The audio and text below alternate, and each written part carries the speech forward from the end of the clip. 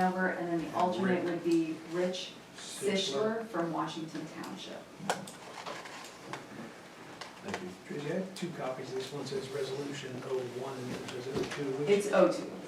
Yeah, thank you. I mean, I don't have an issue with these four. Yeah, Township managers all and the, these other right, townships, right? all the townships on the email were happy that somebody was stepping up to represent. So it doesn't sound like it's it sounds like it's more of a formality.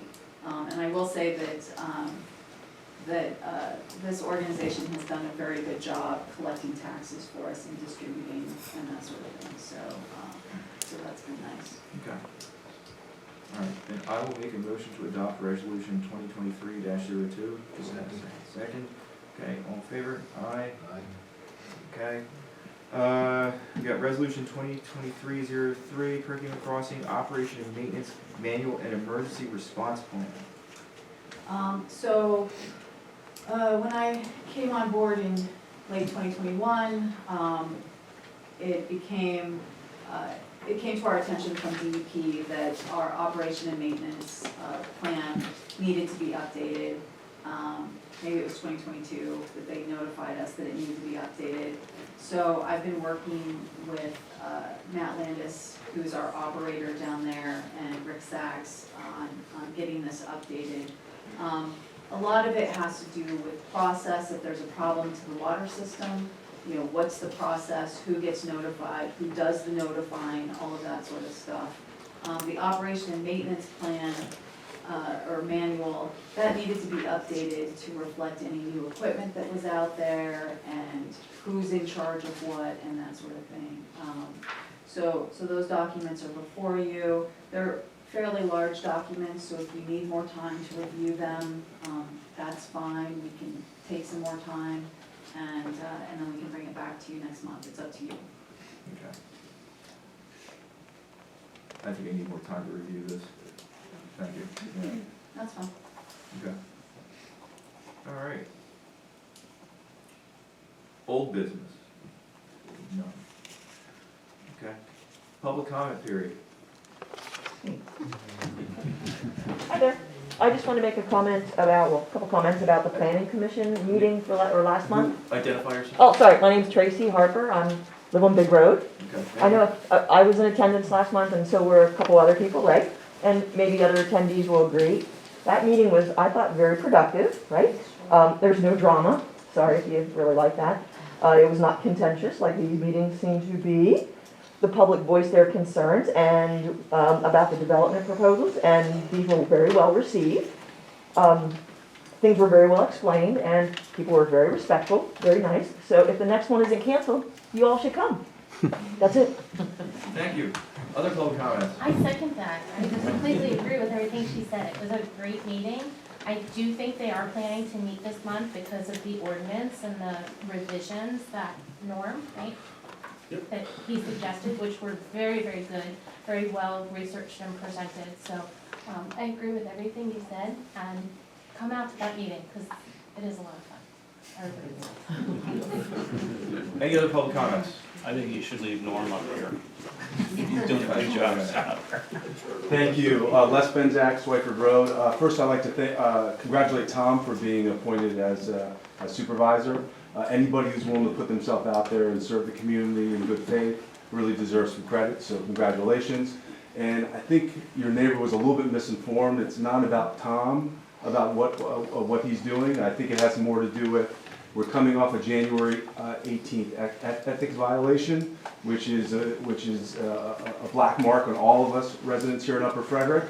And the supervisors, I think, were just a little bit tone deaf in appointing somebody who is a vendor of the township. So this is not against Tom. If Tom runs for election this coming November, he gets elected, fully disclosing his potential conflict of interest, then he will be my supervisor and everybody else. So Tom, I don't want you to think this is about you. This is just about the way everything went down.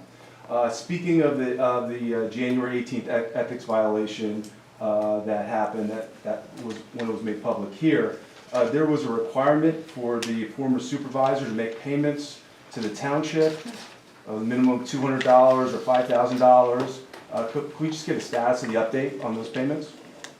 I think we've received we've received two. It's a monthly, $200. $200, so every month, $200 that we're paying back. And then it's Yeah. mailed to you and then to the It state? gets State mailed sends to the state first, and then the state mails it on to us. Okay, thank you. Ms. Tackett, could you expand on what you were talking about, the historic site? The earlier on? historic resources. Yes, ma'am. Sure. So, at the planning commission meeting, in our comprehensive plan, there's a map of historic resources / sites in the township. And it includes cemeteries, which obviously wouldn't be involved in this. But the preliminary conversation was that those resources identified on that map could potentially, if we adopted some standards, could be eligible for some additional uses. So maybe it would be like an office for maybe up to 5 people or something like that. Some way to encourage people to preserve the historic resources and keep them historic. Sure. And so the planning commission, part of the conversation was that you don't necessarily want to let folks do whatever,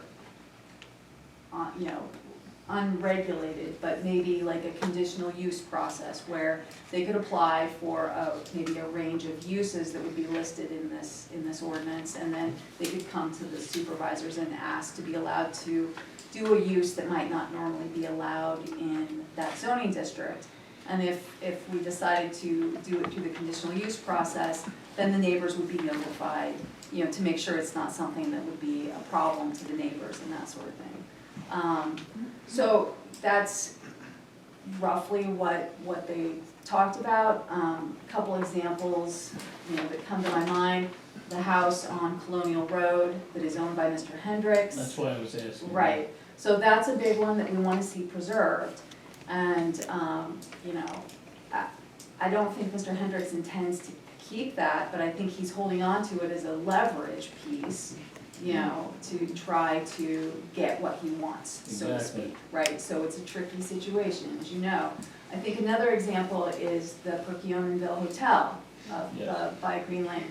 So right now, it's zoned so that, it can only essentially be, I think, a single-family dwelling, or maybe 2 dwellings at the most. Sure. But that's a big building, and historically, it's been a lot of other things.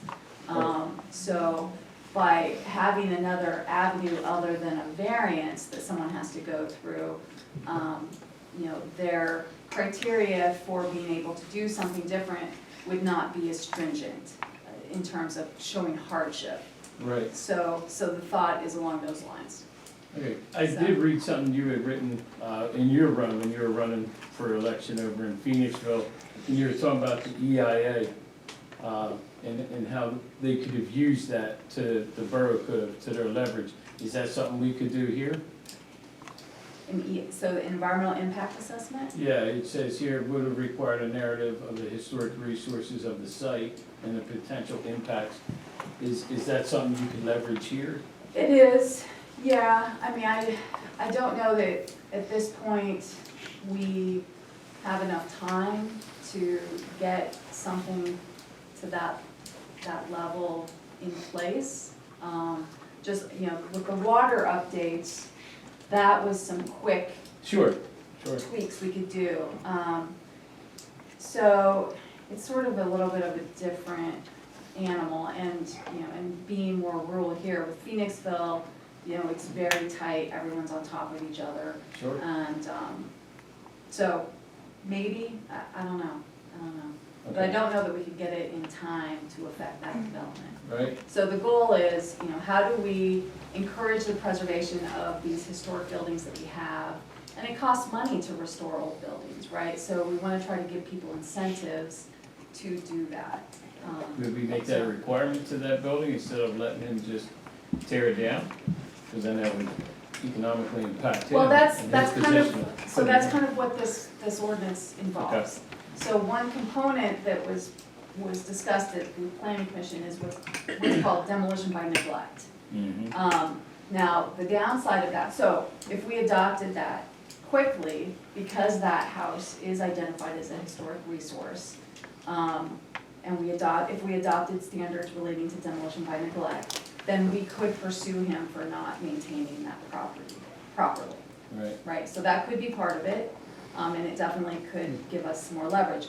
The downside of that is we might be putting that requirement on other resources in the township that maybe people aren't in a position to do to it, deal with that. sure. So we kind of have to balance that out. And that was part of the conversation with the planning commission last month. Got it. Okay, and then, do we know anything else about further with the sewer development over there, where he's at with that? That really has to do more about where he would like to, or choose to, or prefer to locate the plant. And when it comes to Upper Fred, and really any project of that size, you kind of prioritize, you want a strong base. So your strong base is, what about your water supply ordinance, which everybody, as soon as you walk out the door, forget about that, because we're trying to get it through for everybody's best interest. Sure. Sewer, and where that's gonna go, where it's gonna discharge, so, and then you kind of like start with that, and then you build around that.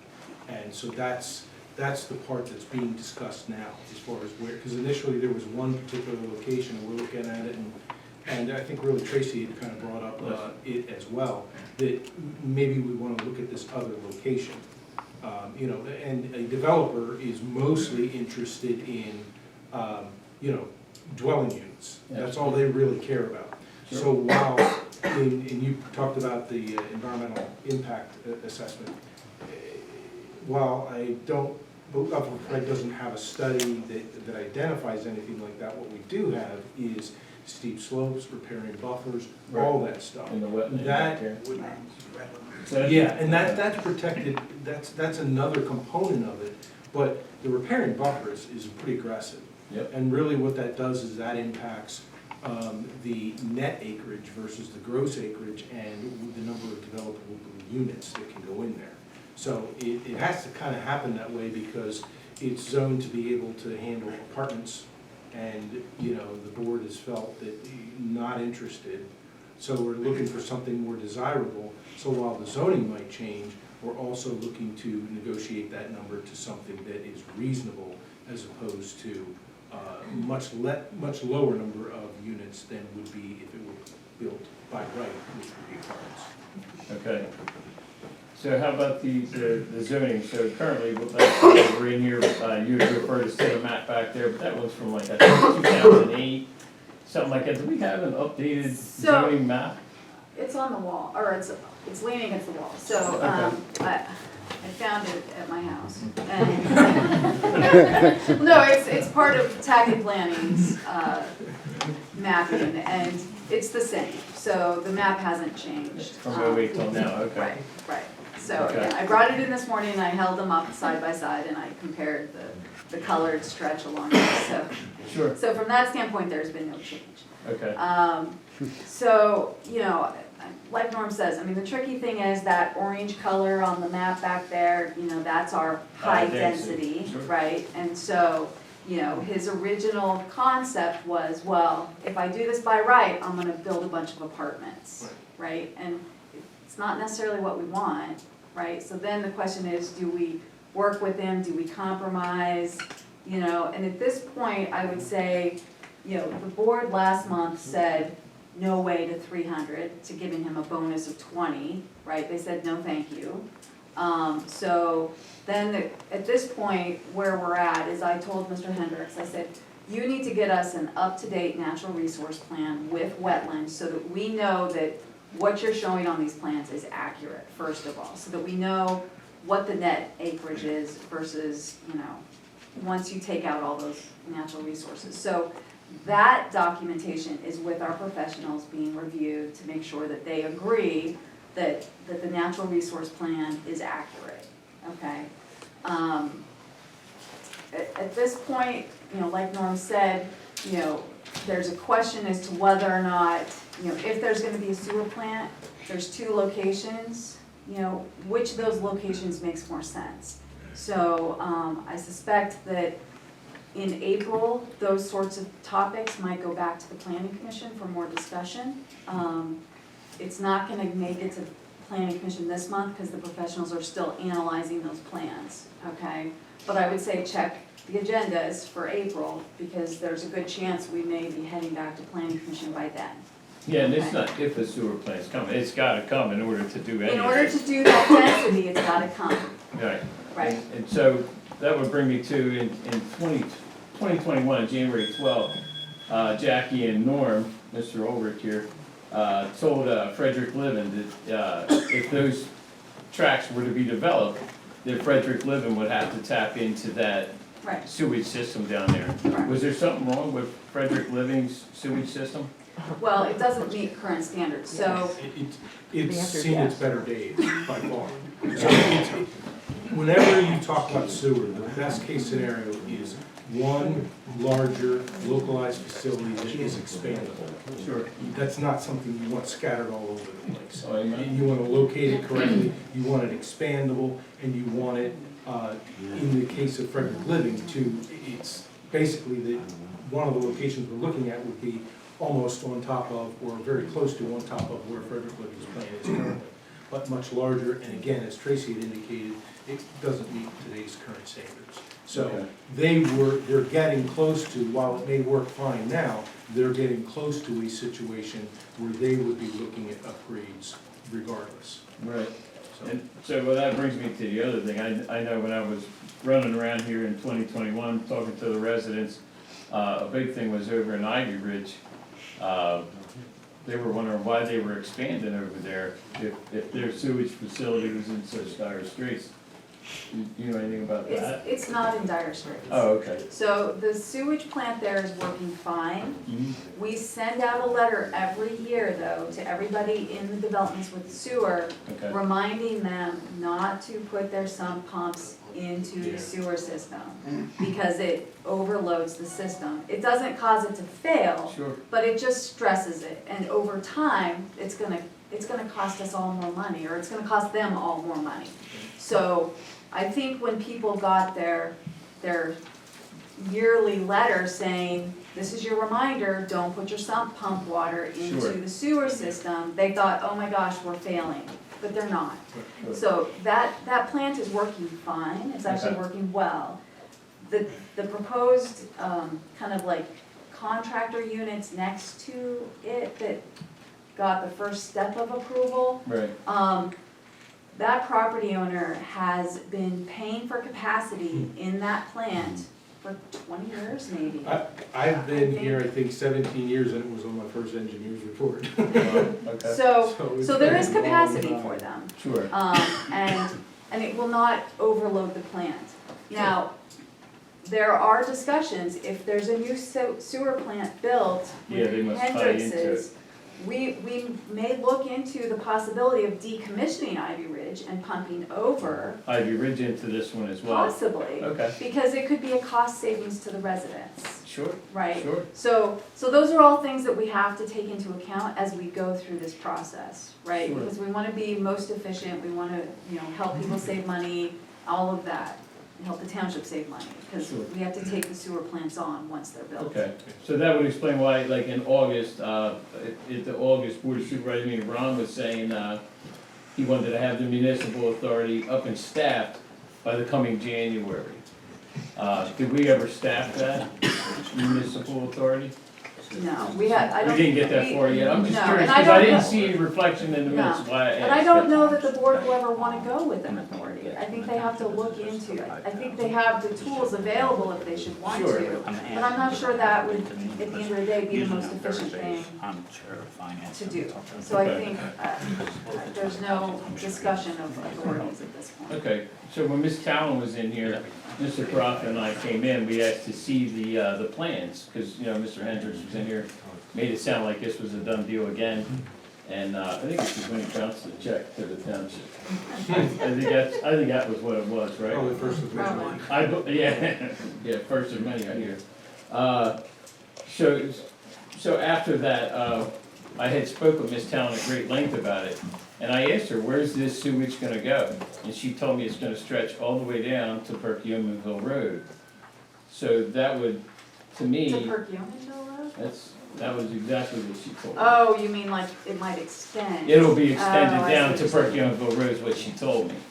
So that, if that happens, I know we were all in here last month and some of the residents were asking on Colonial Drive, what does that do for them? So I looked it up, and per our Township Code, Part 2, 210, Article 2, subsection 210-13B, paragraph 2, it says every owner of a property situated in a township abutting or adjoining any street, alley, in which there is a township sewer main shall connect the buildings directed upon such property to the said sanitary sewer main at the proper cost, expense, and liability of the owner within a reasonable amount of time.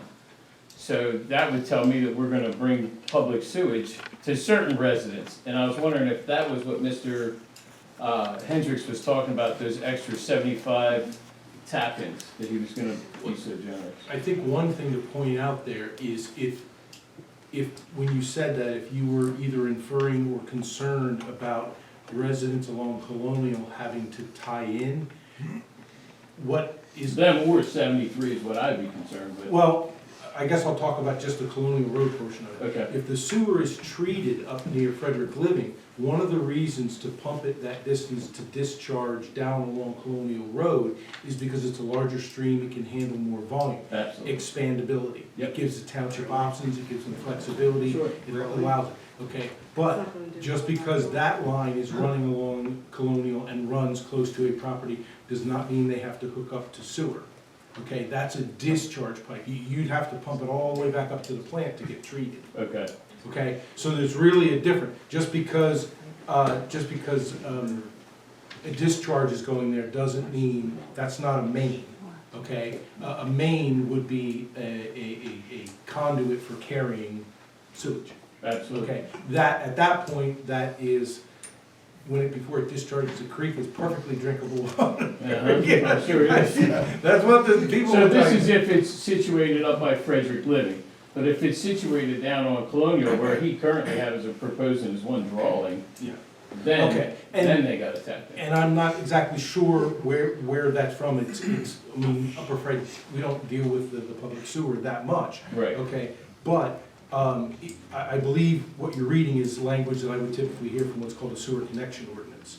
Okay, and usually what they'll say is if you've got a main and the dwelling is within 150 150 feet or something like that, you must hook in. And I'm not real comfortable with sewer. That's not, Okay. really what I do. That is what it But- says, so that's why I was wondering, if his sewer goes down there, those residents, most likely, some of them would have to tap in. Again, if it's a discharge, if Right. it's treated up there and if it's coming down there, I don't believe they'd have to. If it's treated up at Fred, but I'm That's saying right.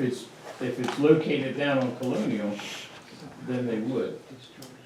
Yeah, it's Well, gonna be on site. Yeah, they'd be downstream. Yeah, So I think, Okay. but I think those are good questions, and I don't think we're anywhere near that right. in this process, because I think when we actually, if we get to the point where he starts designing a plant Mhm. somewhere, most likely, it's only going to be designed for his project and Frederick Living, okay? Because the board already said,